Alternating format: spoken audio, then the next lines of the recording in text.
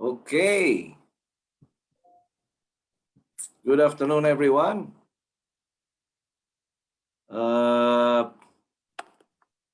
Today we have a very special guest coming from Palo Alto. So he flew in from the US to Singapore, not to Manila. So he is now in Singapore. So our guest for this afternoon, who's gonna talk to us about zero trust and the strategies and the concept end-to-end with the end-to-end perspective of zero trust.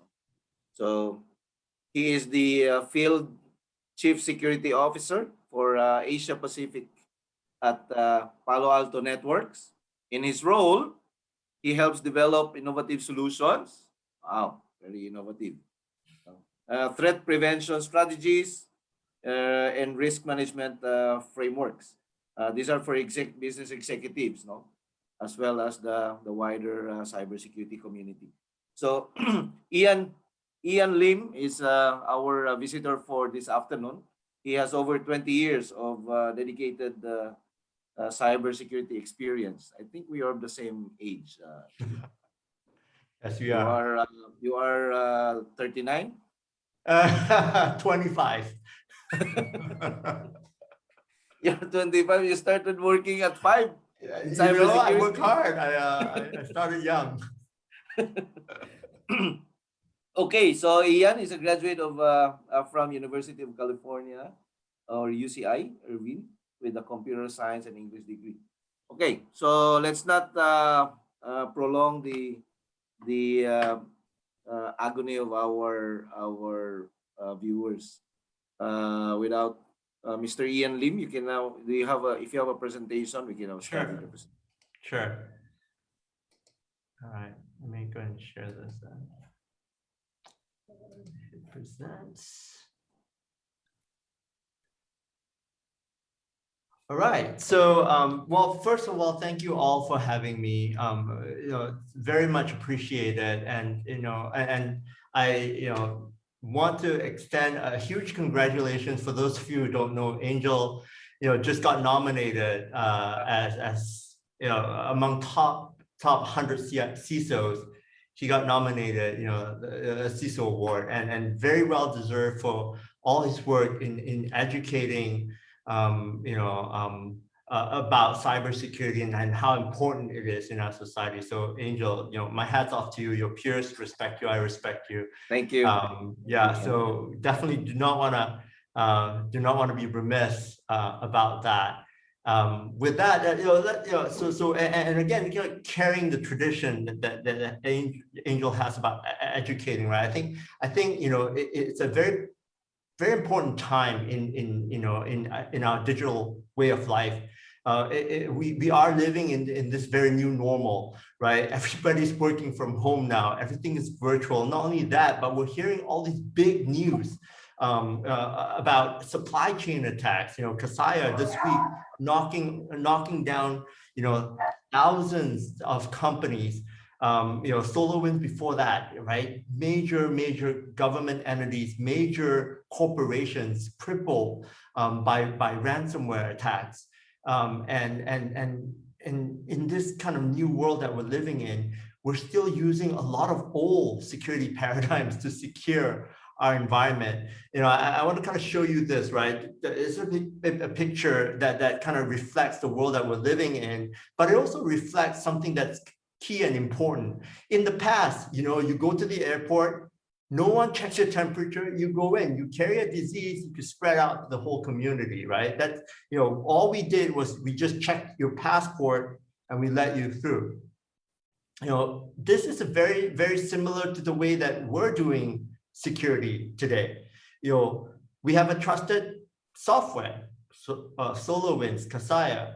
You come into an environment, we don't check you anymore. You can do whatever you want, right? We authenticate you one time. You check your passport once. You come into an environment, you can do what you want, right? There's this prevalence of implicit trust in the way that we've built security. We check you once and we move you on today, like I just recently, as Angel said, I recently moved here from the US, and I went through Singapore's version of COVID testing and etc. I got tested before I got on the plane. I got tested when I got out of the plane. I got into a bus. I had no choice. The bus drove me. I call it the lottery hotel bus, because you have no idea what hotel the government has picked for you. And you get locked into a room. You have to immediately download the contact tracing app. And there's this continuous validation and verification that I'm not going to be a threat, to the society. That is continuous validation, which brings me to kind of, the crux of this zero trust discussion, right? Why is it important today? Why is zero trust important? It's important because our classical perimeter defense is not working. Our classical reliance on implicitly trusting people, once we've authenticated them, once we've kind of let them into our VPN, we build our security around borders, and we build our security around perimeters. Firewalls around data centers, firewalls around the corporate office, firewalls around the branches, firewalls around your VPN. Not to say firewalls are not important, it's just not enough anymore, right? The paradigm is not that the parameters are not important. The parameter is still important, but it's not enough. And it's evident because of all the attacks that we've seen, right? It's evident that it's not an effective approach. It's also not effective against insider threats. So you authenticate someone once and you don't look at what they're doing after the fact. How are you going to know that this person is still who they say they are, or this person is no longer malicious? You don't know. The other key component of why zero trust is important to us today is that our landscape, our digital landscape is changing. I opened by saying that, we're all here, instead of sitting in the Philippines talking to each other in person, we're all here on our virtual computer. I'm sure a lot of you have been working at home for the better part of the year, right? Companies have had to break down their perimeter security in order to enable a borderless workforce. Right? So it's a changing landscape. The security is no longer around an entity or a border, a perimeter. It's around a person or an asset, etc. There has to be a shift. On top of that, you've got smarter technologies like IoT. You've got a lot of API interactions that's driving our digital economy. And so you've got all this reliance on third party. Again, Kaseya was a bridge of two trusts. The first trust is that the supply chain was breached. That trust was broken. So you get a software from a supplier that is now, tainted. The second thing is a lot of the Kaseya software was used by third parties to manage other people, and you trust your third parties to come into your environment, to do the work for you, and to be safe. Well, they're not. That implicit trust is continually broken. So this zero trust paradigm is really a paradigm that is built on these tenets. So when people talk about zero trust architecture, or when they talk about zero trust, a lot of them kind of refer to zero trust network access, right? That's, probably, the first kind of capitalization or marketing, gimmick, if you will, of the zero trust principle. But that's Angel and I was talking before the meeting. That's a small part, right? The bigger part is the mindset. The mindset of zero trust assumes these principles. And I didn't come up with these principles. These principles was written in NIST 800 and 207. Right? NIST, for those of you who don't know, is the National Institute of Science and Technology in the US, which publishes very, very important white paper around cybersecurity and other technology components that the government and institutes and industry, private and public both, adopt that because it's very well thought out, etc. And these are the tenets that they came up with, right? Assume a hostile environment.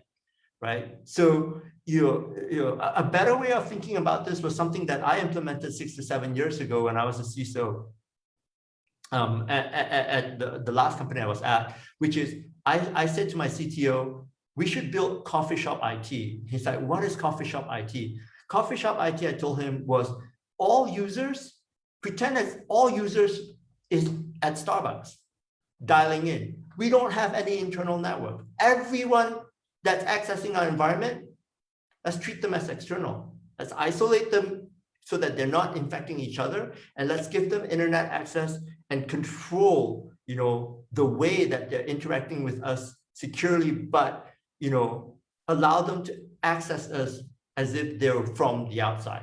So, it's similarly, the zero trust concept is that, you have to really watch, well, preferably you have no internal environment, especially not on the end user side, especially given the fact that there's so much things that could be cloud capable. The other thing that I did that was somewhat unique is as I started to push all our capability and all our access into cloud, right? And we still had some thin clients, etc. And we could use Citrix to basically give them a browser experience. I started moving towards pushing Chromebooks onto my user population because the Chromebook attack surface was really, really low compared to a Windows machine or even a Mac machine. And so, I assume a hostile environment, I assume that end users will be infected. I assume that they will click on that phishing link. But then if they infect that endpoint, they're not going anywhere. That was kind of the implementation, if you will, of a zero trust tenant like this. Presumed breach, same idea, right? The idea is that, in a zero trust mandate, you start to think about when, not if, security incidents will happen. I was a CISO, and I had very limited budget, and Angel can tell you, we're given just enough money to basically float the boat, if you will. And I'm coming up against nation states, right? You look at SolarWinds attack, what was that? Like 1,000 hackers coming at you, right? 1,000 hackers. Angel's on mute, but he was seeing the same, and here we are with a team of, depending on your organization, 10, 15, up against 1,000 trained hackers. Well, you have to be prepared, right? You're not going to be able to protect against everything that's coming at you, but if you are prepared for a breach, right, you're going to be way better than the next guy who's just hoping that he's not the next ransomware victim. Right? So, it's a preparation mindset. Always prepare. Never trust, always verify. This is what I was talking to you earlier. And this is the same experience I had with, coming into Singapore during the pandemic, right? I could tell them, just by showing them my passport, hey, yeah, I've been vaccinated in the US. Why don't you just let me walk free, right? Okay, fine. I don't trust you. Here's a contact app. You're going to this hotel. We'll validate, we'll verify, we'll continually verify, right? So the idea here is you need to start thinking about access, about authentication, about authorization in a completely different way. Just because someone's authenticated doesn't mean they're good indefinitely, so you have to start building capabilities where you are able to analyze, where you're able to baseline normal behavior and flag anomalous behavior. This goes for everything, not just user identity, your network access. If someone beacons out, can you see that beacon? Can you see that beacon, right? If a privileged administrator is accessing a host he's never touched before, will your system flag it?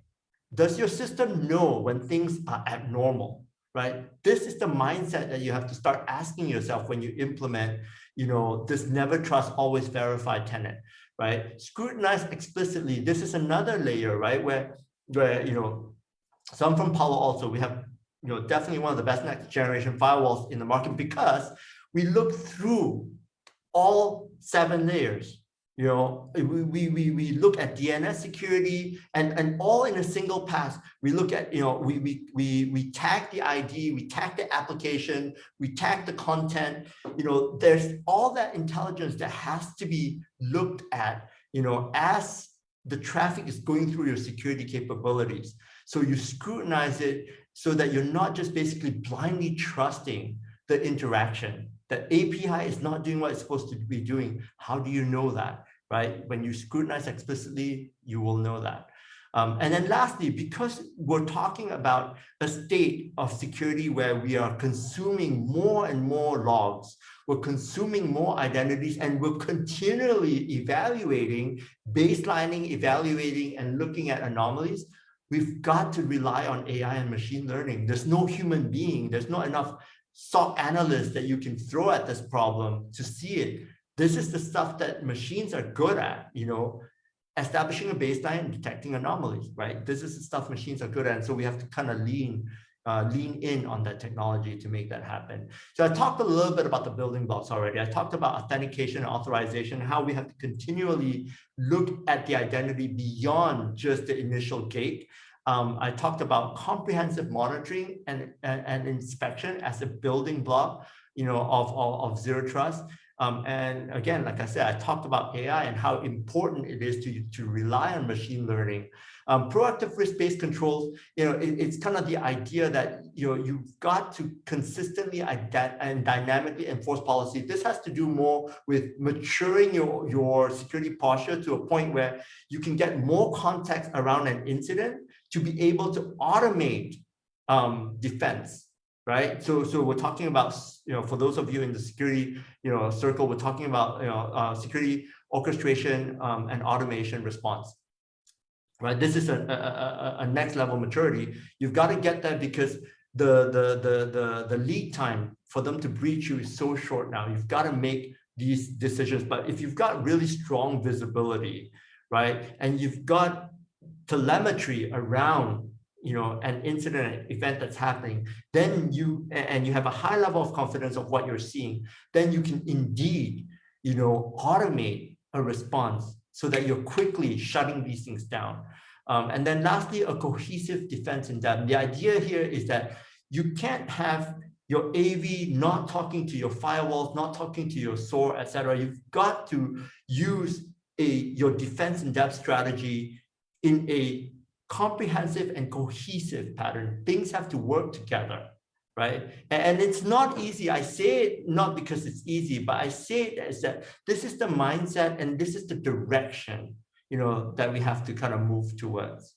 And I'm going to end with this slide here, just so that people remember the ABCs of what I'm talking about, and how to practically do this stuff is adopt a zero trust mindset. It's a mindset. It's not a Z-state architecture per se, right? It's a mindset. You've got to believe that, handing out implicit trust is not the way to go, that you've got to continually validate interactions, in our digital world.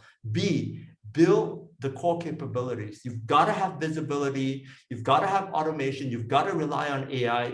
These key capabilities around zero trust has to be built so that you have a foundation to be able to implement zero trust. And lastly, C, because zero trust is not a Z-state architecture per se, you have to iterate zero trust into your environment. No CIO, no CEO is going to give you millions of dollars to forklift your existing environment and put zero trust in. It's just, at least not in the world I live in, and Angel, I'm sure you're not living in that same world too.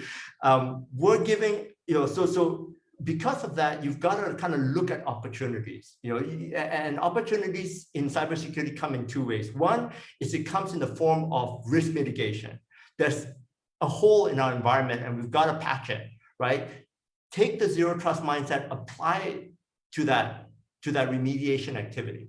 The second one is you've got new initiatives. You've got end of life opportunities, right? You're refreshing. CIO says, go do SD-WAN. Well, don't just go do SD-WAN in the old architecture where you're building parameters and protecting, just siloed areas. Build your SD-WAN in a zero trust framework with the zero trust model, right? So look for opportunities where you can commit to building zero trust architecture iteratively into your environment. And that's all I have. I will pause for questions and And Angel, if you've got, questions for me, I'm happy to answer them, or, questions for both of us. Angel lives in the same world I do. So we're happy to field questions here. Wow, that was very impressive. That's really the kind of presentation we were expecting. So you're from Palo Alto, but you are not making a product presentation, but a very wide concept of cybersecurity that is working on top of having a zero trust mindset. It's very interesting that you mentioned a lot of terms that we are living and breathing in our organization as well. Can we ask the other panelists to turn on the cameras, please? The board of director of Pix Pro, Mr. Oscar Visaya. And I think the president is already here. Mr. President, if you are online, and I see another BOD, Miss Sheila Vasquez. And okay, I think Mr. Press is a little bit busy. He just sent me a message, so I'll cover for him. So you mentioned you mentioned a lot of terms that's not only very interesting, but we are also living and breathing in those terms, like visibility. Visibility is something that unfortunately still not everyone understands. Visibility is how we started our strategy in our environment also, with the saying that you cannot secure what you do not see, or you cannot secure what you do not know. So you need to have visibility. And the other one is the things, they need to work together. In our case, we call that, we attach everything together and make them work as one. That's how we term.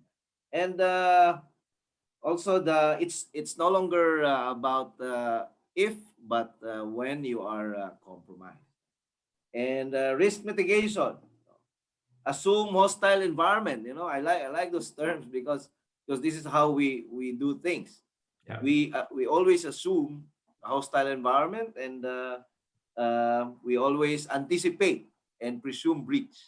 That's right. That's why we don't sleep.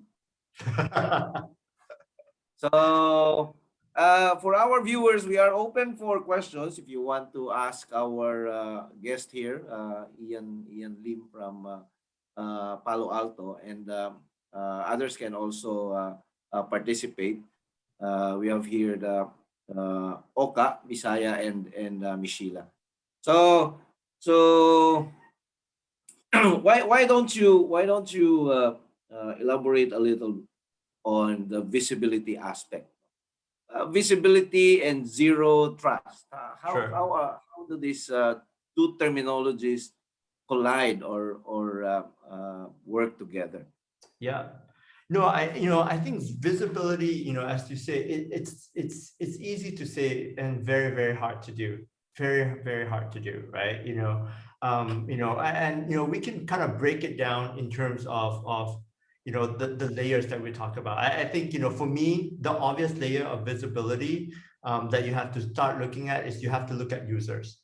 Users is kind of the first layer, and you also have to, so in order to look at user visibility, you have to it depends on where you want to look. So if you're using Office 365 or you're using a Google Suite, there are different ways of looking at it. You can look at it via API, into the Google Suite or into the Office 365, as opposed to looking at it when they're crossing your boundaries. Because if they're using a mobile phone, for example, their personal mobile phone, right, to go to their Gmail or to go to their Google Drive or to go to the Office 365, you're not going to see it because they've never traversed any piece of your technology, right? So you've got to look holistically at user behavior. And in particular, obviously, you've got to focus on your privileged access, your admins, right? We deploy, a privileged access management tool, and we basically, the concept, the zero trust concept around privileged access management is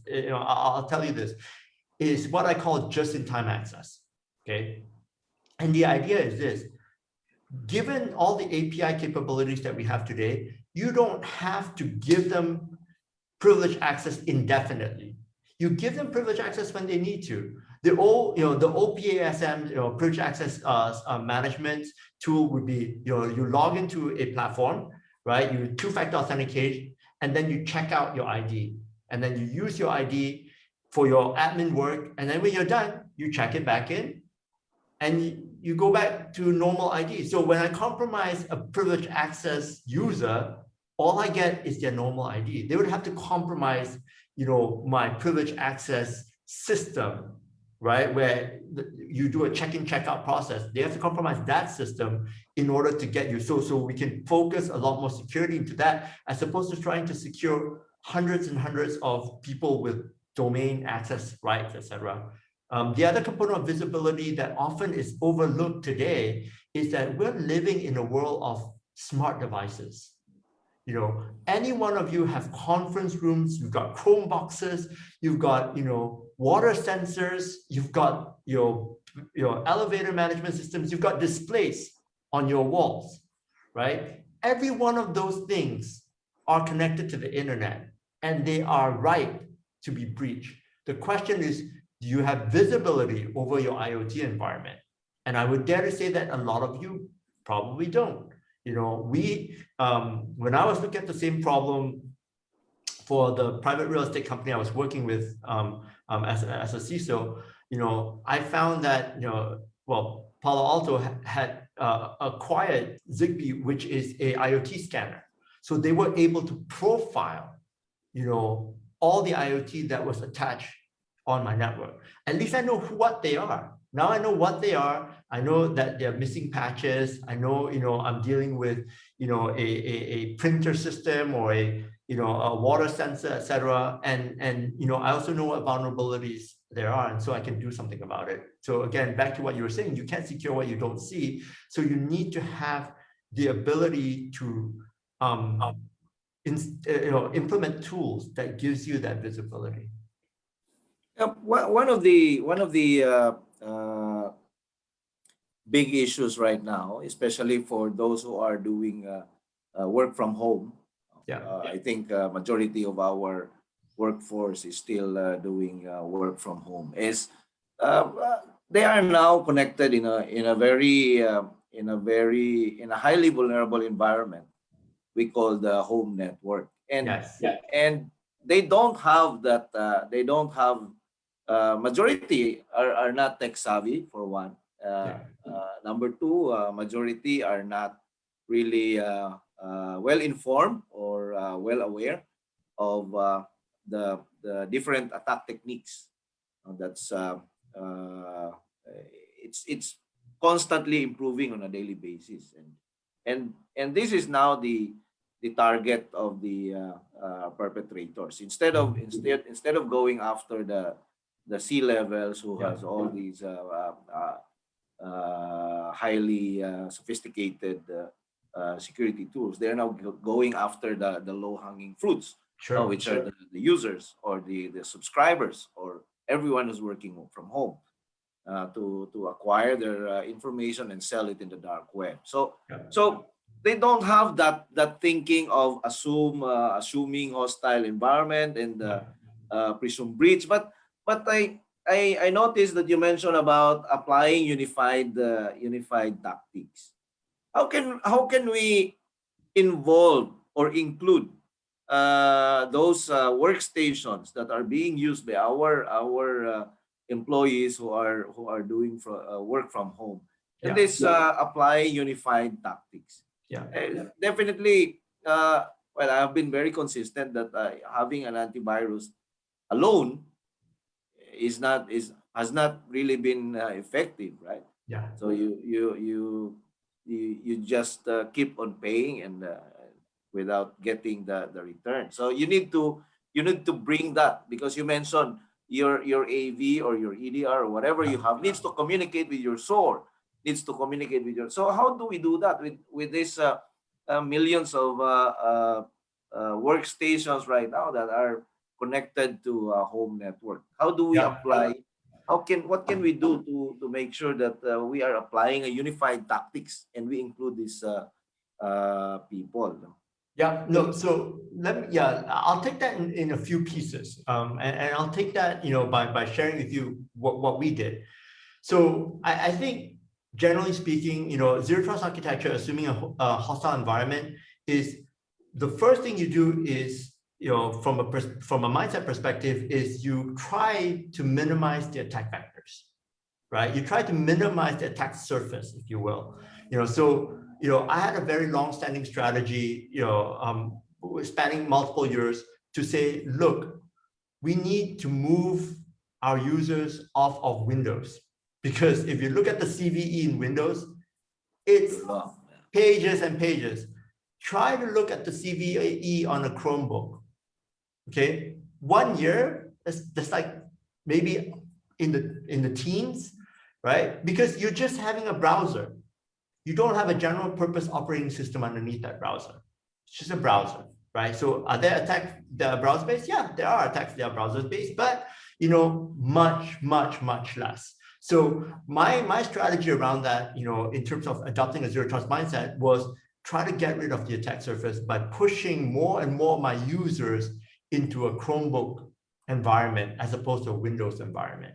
Okay, and by doing that, what I did was I minimized how people could get to it. Number two, as I was saying earlier, I was pushing this mentality of a coffee shop IT, which is that the Chromebook or the end user, the endpoint, should stand alone and should not be able to connect to other people. Why should it? If we push all their interactions into cloud services, or maybe thin apps that are brokered by a Citrix or some kind of a virtual machine, we can basically air gap the interaction into just the browser, and so then you can start pouring more technologies at the browser. So now you could basically have a very strong, deep analysis. As I've mentioned, one of the core capabilities of zero trust is to make sure that you have deep analysis of the interaction, not just HTTP handshake, but all sorts of protocols, and then on the back end, if you've got APIs into those, into your Salesforce, into your Office 365, right? Pull the user activity out of that and basically, analyze and correlate that against, your AV knowledge, for example, against, if you're using SASE, against your SASE traffic analysis, right? So that's an ideal state if you're able to start minimizing the attack surface and air gapping it, and another layer of air gap that we did was browser isolation. Put another layer, right? They're not even clicking on the endpoint anymore. They're clicking in a browser in a cloud, right? So infections, phishing links, all that stuff don't go anywhere at the endpoint. You neuter the capability for an attacker to leverage the endpoint. Typically, what you find is people give them a Windows machine, put a VPN client on it, and tap it right into the network. So you infect the network, the VPN host endpoint in someone's home, you get the network for free. You buy one, you get many free. That's the typical model, right? So so we are all transitioning. So in that model, I agree with you. One AV is a no way to go, because the first thing a hacker goes to do is to turn off your AV. That's every hacker knows you're going to run AV, right?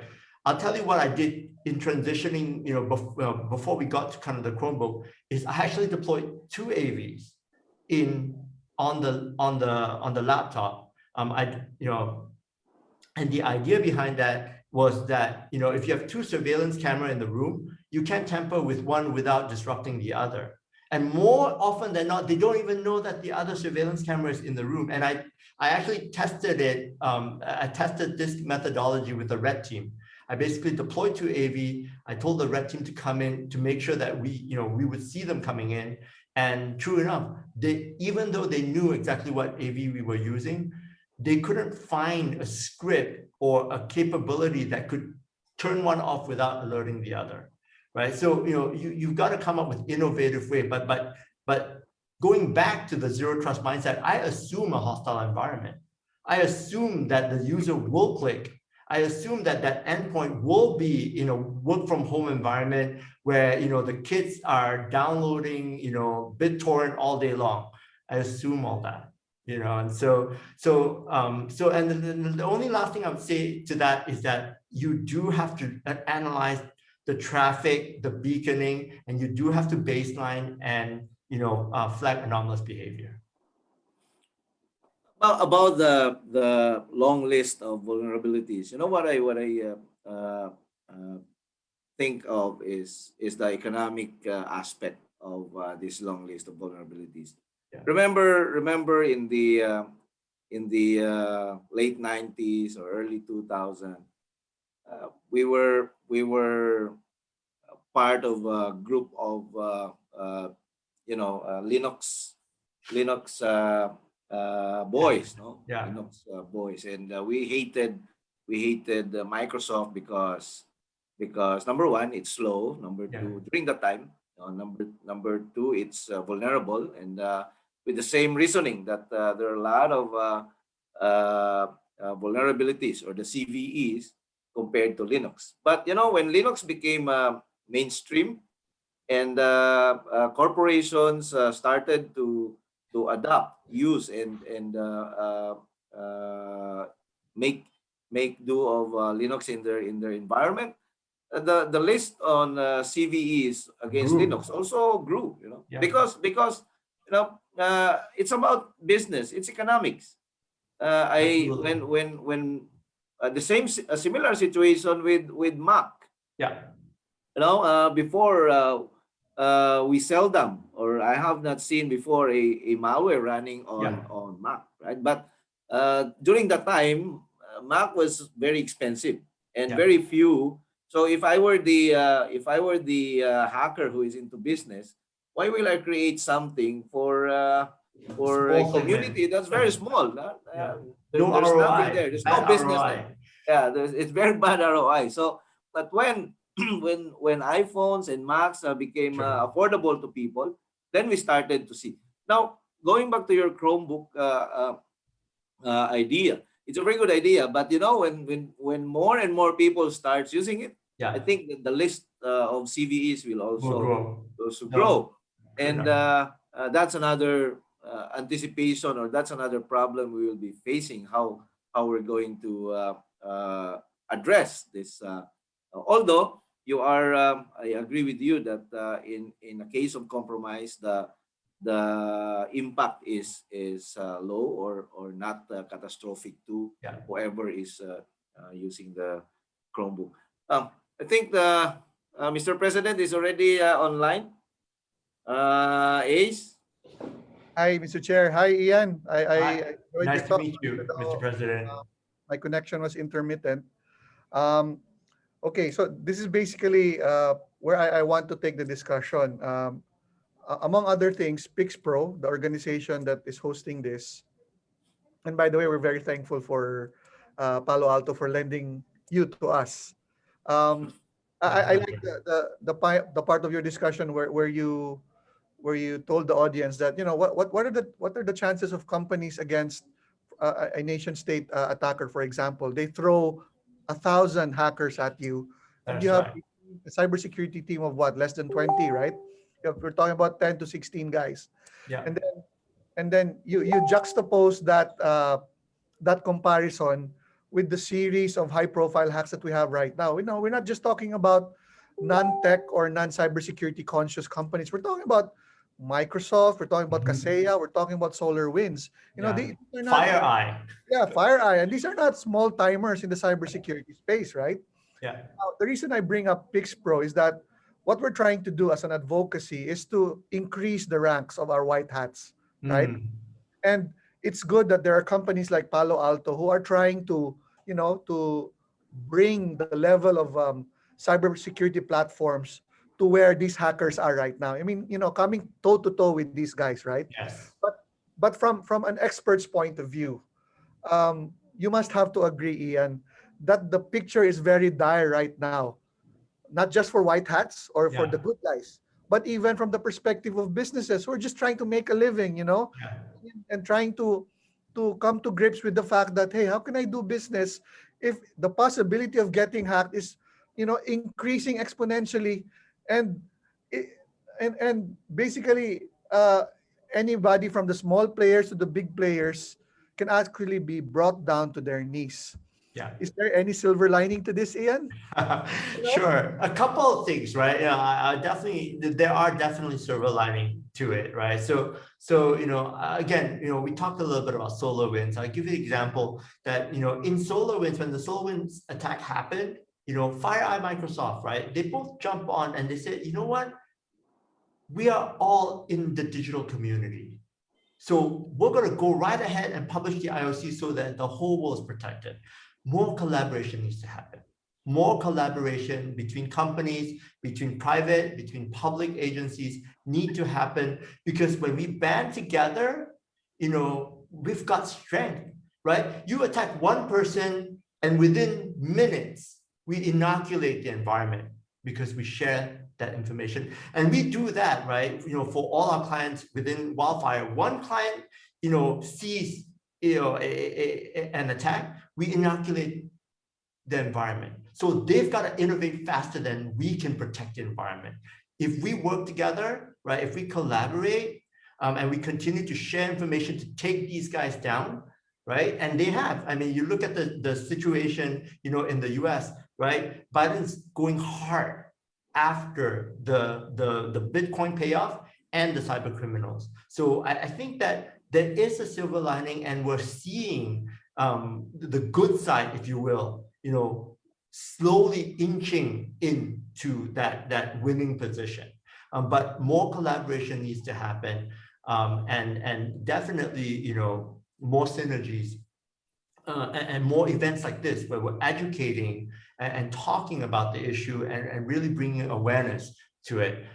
So I think that's one, definitely one of the big silver linings that I see, in the problem. The second thing, is that, there are strategies that you can create, right, or that you can build to defend, possibly better than the next guy, or at least if say, we talk about zero trust architecture, if you adopt that mindset and you iteratively build that zero trust into your environment, then you're really crippling the hackers' reliance on trust to get into your environment, right? SolarWinds is an example of a breach trust, a trusted software in your environment with trusted admins having access to all your systems. You don't look at it anymore, right? That's implicit trust, which is completely contrary to zero trust, right? Kaseya, again, a trusted software, but the second breach is that, it's used by third parties, which again, you let into your environment and you don't validate or continually vet them anymore. So by educating, the cybersecurity professionals on a zero trust mindset, and every opportunity you have to iterate that mindset into,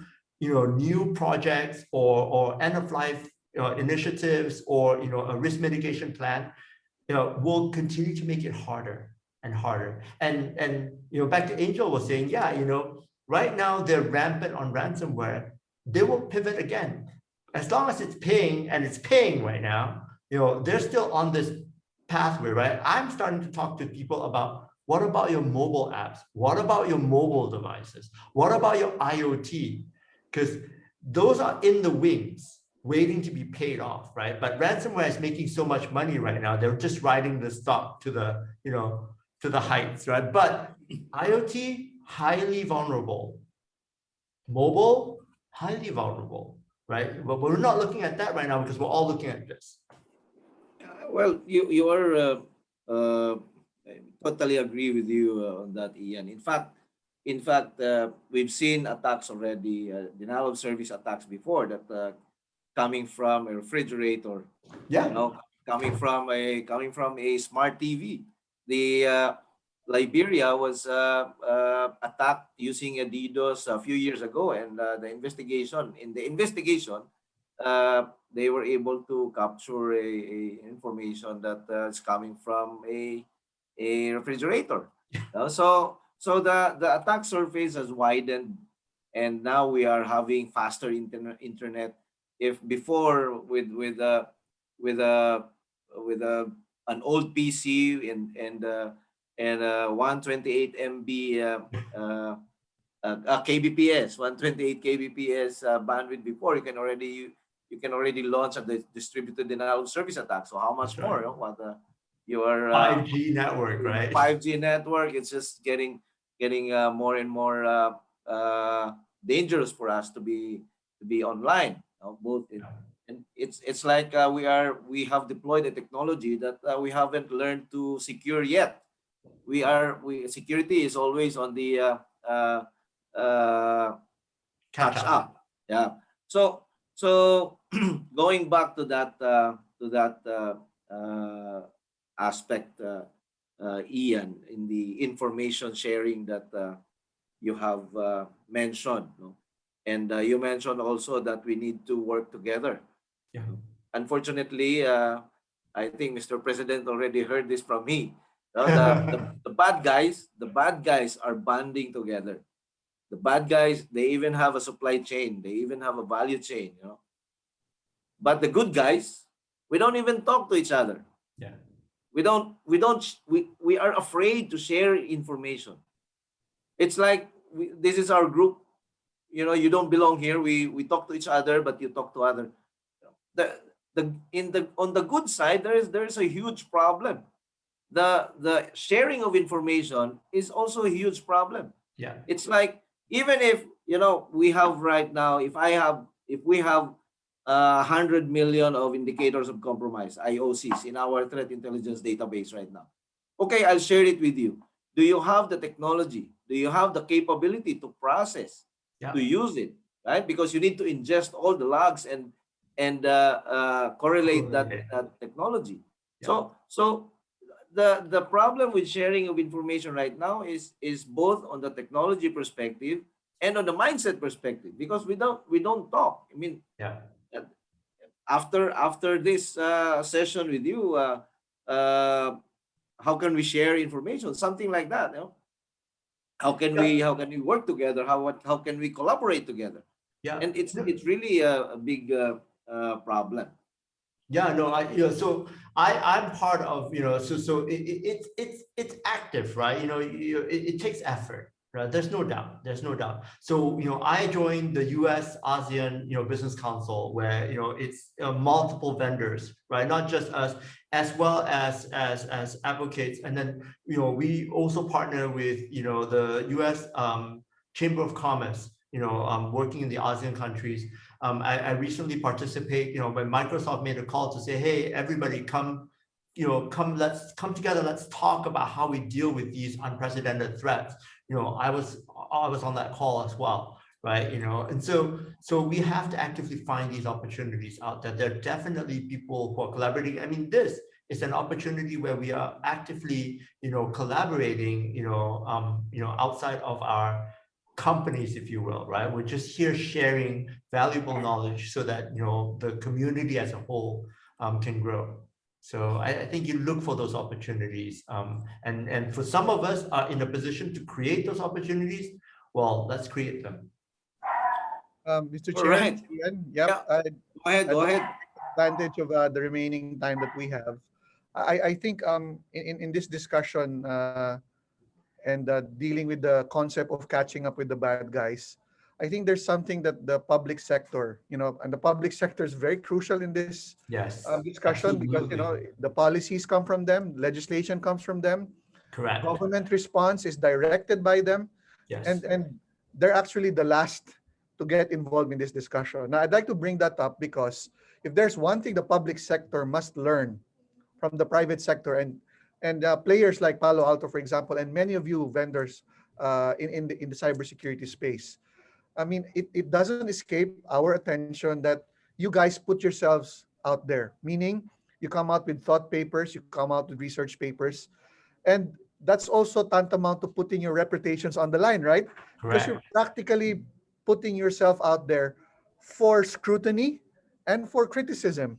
Right. And I think that is one thing, and unfortunately, that is one thing also that governments are very averse. They're very Right. averse to criticism and to Right. scrutiny.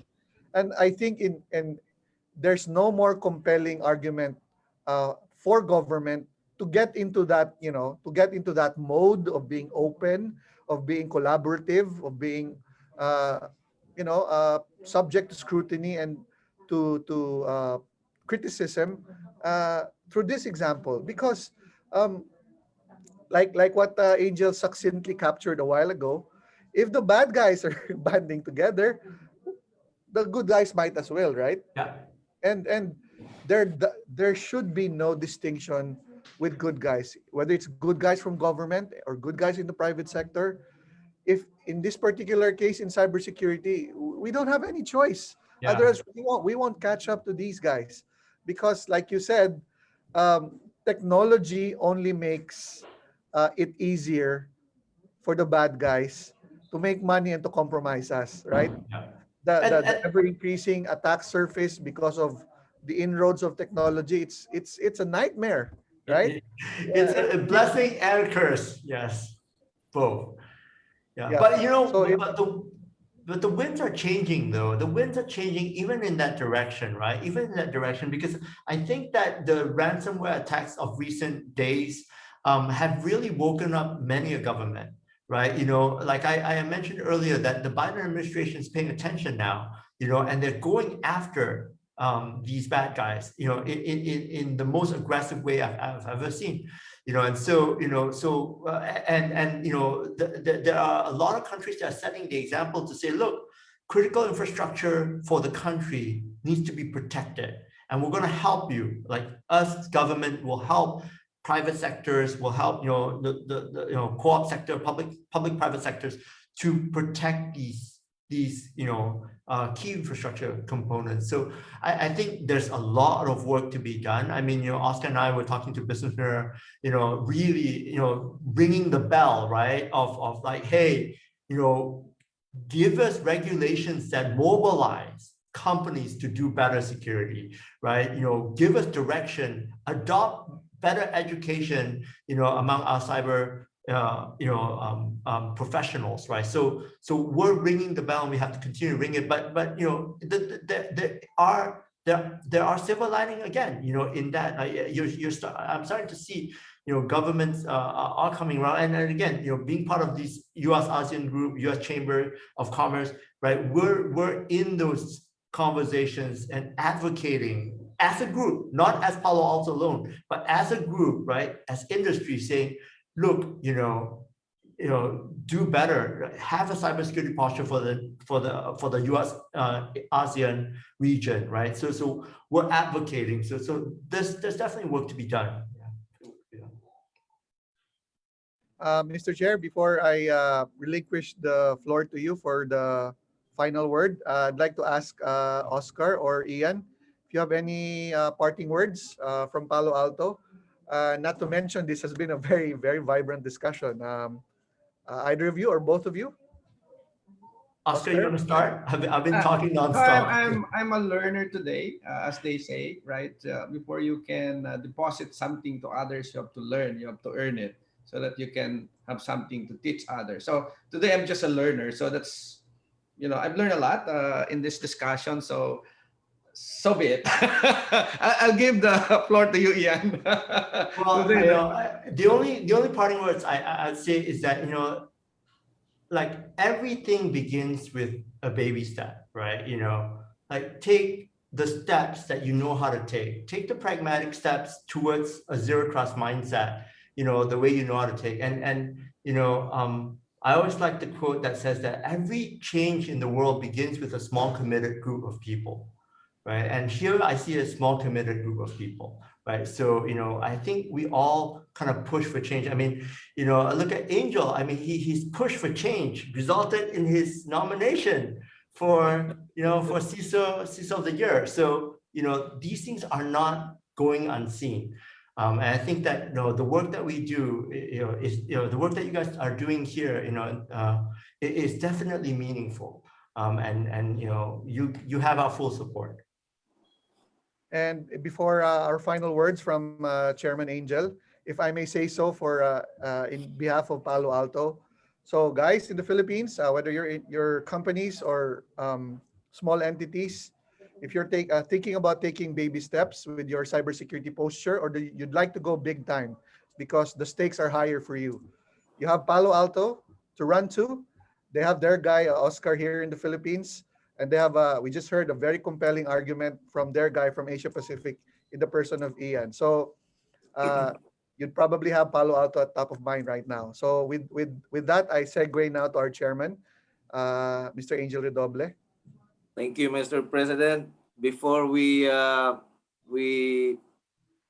formally let Ian go, let's just mention our Pix Pro officers who are watching also. Mia Miraples is on online with us, and Jennifer Tan. Magandang hapon. Good afternoon. Someone unreadable name. And John, our Laguna chapter president, John Chavez Arceo. We have our friend Jenny and Cindy Chong from Mindanao, and our own VP, Mr. Alexis Bernardino, and my phone died. So, no, I did not die. Still alive. Oh, Kat, our a member of the Special Operations Group of our Cybersecurity in PLDT, Katrina Atienza. And of course, Miss Carmela Guevara de Jesus, the one down of Oscar in Palo Alto. Jules, good afternoon. And of course, Via is also here. And Joe Maliwat, you know Joe Maliwat, Mr. President, right?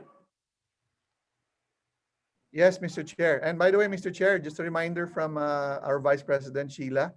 Oka, you may want to share the training schedule, the upcoming training schedule. Oo nga, no? For, Yeah. Palo Give me one more. Donna and Kiev, Milo, and my batchmate Ann Kirante, and Marlon Australia, and my cousin Mr. Marvin Falcasantos Babiera, and Oliver Besa, and Dave Rose Saint. So good afternoon, everyone. I hope you were able to get something out of the discussion. So VP Oka, you have something to say? Yeah, I think for the next for Fridays, no, we will have a series of Kwentuhang again, coming from our technology partners. No, the next one will be F5 Networks, and then following F5 will be RSA, and then after that Fortinet. Jules is here, by the way, and of course the last one will be our friends from Gigamon. Represented by Jen. And of course, Mia is also here. So watch out for that for the next 4 Fridays. We will have very interesting conversations with everyone. Yeah. Thank you. Okay, so on the dot, it's 6 o'clock in the afternoon. And with that, Ian, thank you very much. We are very pleased to have had this discussion with you.